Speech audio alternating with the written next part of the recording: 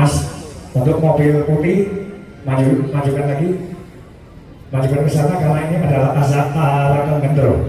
Arakan Gendro dimasukkan dulu.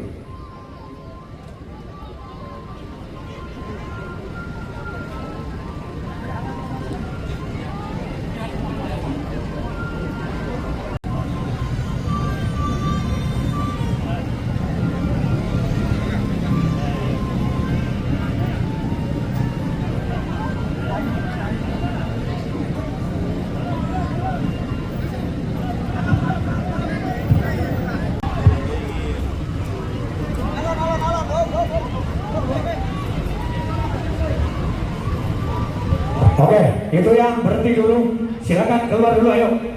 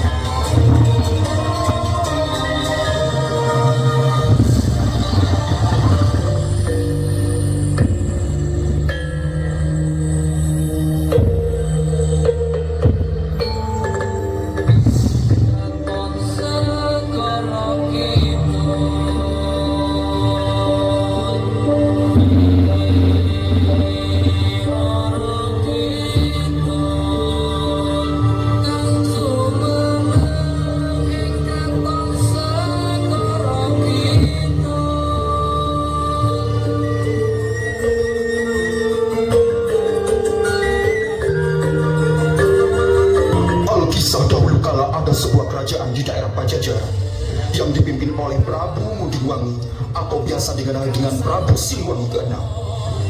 Prabu Siliwangi mempunyai anak bernama Kadita yang akhirnya dia dibenci oleh ibu tirinya bernama Dewi Mutiara karena keiriannya terhadap Kadita yang akan diwarisi tahta kerajaan oleh sang ayah Prabu Siliwangi. Putri Kadita diubah menjadi wanita yang buruk rupa dan akhirnya dia memilih untuk mengasingkan diri dan bertapa. Dalam pertapaannya itu, Putri Kadita mendapat perintah untuk menyeburkan diri ke laut.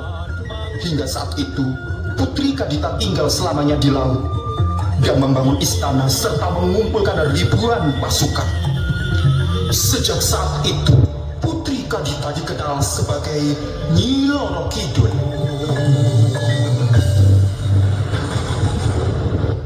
Sekali hutan ini, aku sama sekali tidak bisa menemukan jalan keluar.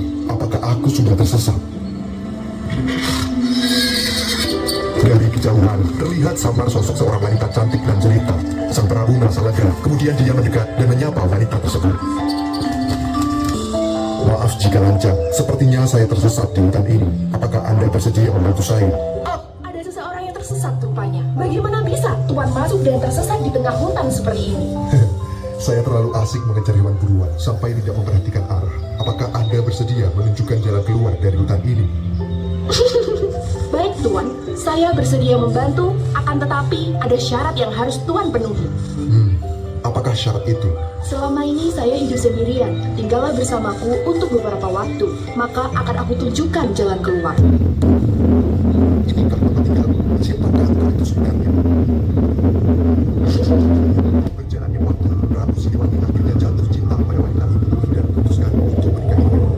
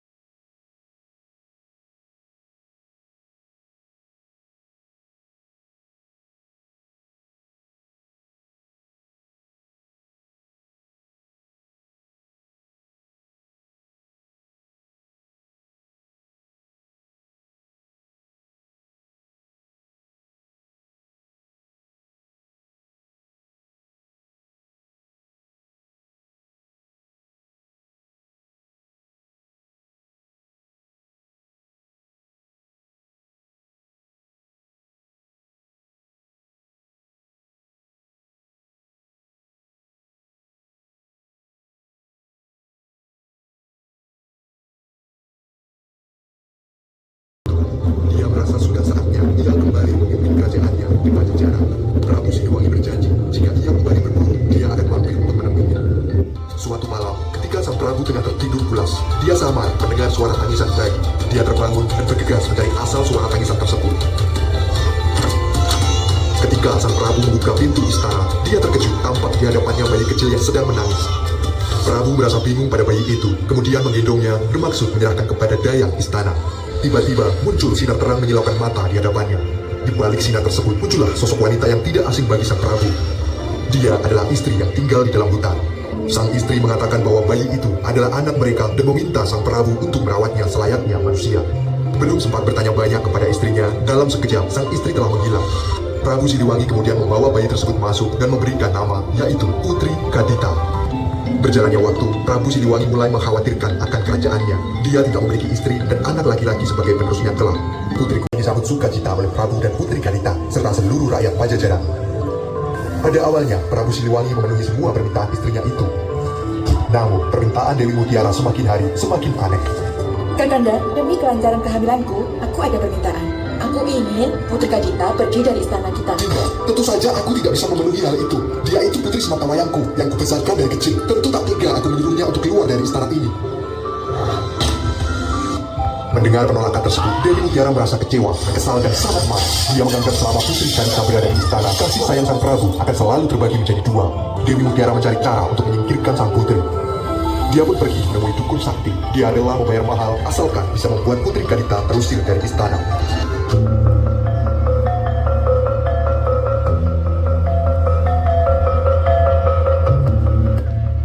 Kadita, jangan kau pikir kau bisa menguasai kerajaan ini. Aku tidak akan tinggal diam. Kadita juga tidak ada keinginan sama sekali untuk menerima permintaan ayah, Ibunda. Jangan kau panggil aku Ibunda, karena kau hanya anak tiriku. Baik, Ibunda, jika itu memang yang kau inginkan.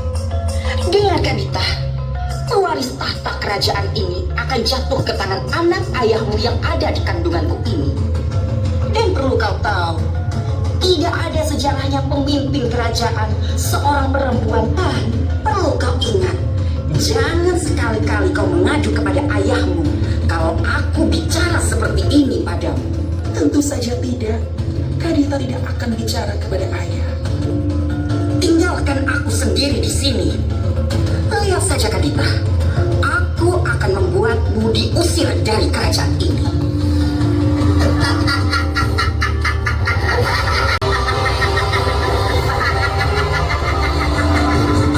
Suatu malam, sang putri Kadita sedang tertidur. Muncul asap tebal berbau busuk menyelimuti tubuhnya. Namun anehnya, sang Pergilah ke pantai selatan. Aku adalah ibumu, wahai anakku. Kelak kau akan bertemu denganku. Sekarang, pergilah terlebih dahulu ke pantai selatan. Sesampainya di pantai selatan, putri Kadita bingung dengan apa yang harus dia lakukan. Karena pesan dari sang ibu hanyalah menuntunnya untuk pergi ke tempat itu. Dengan lamunannya, suara sang ibu terdengar kembali. Masuklah ke dalam laut dan menyatulah dengan alam sekitarmu. Dengan penuh keyakinan, akhirnya putri Kadita segera melompat ke dalam laut.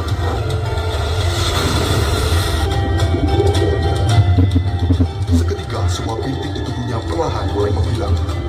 Tidak hanya itu, dia juga berubah menjadi gadis yang lebih cantik. Putri Kadita bersyukur dengan kesembuhannya dan berniat membalas kebaikan yang ia dapatkan. Maka Putri Kadita akhirnya memutuskan untuk tinggal di laut. Sejak saat itu, Putri Kadita dikenal sebagai Nyi Roro Kidul. Koro Kidul.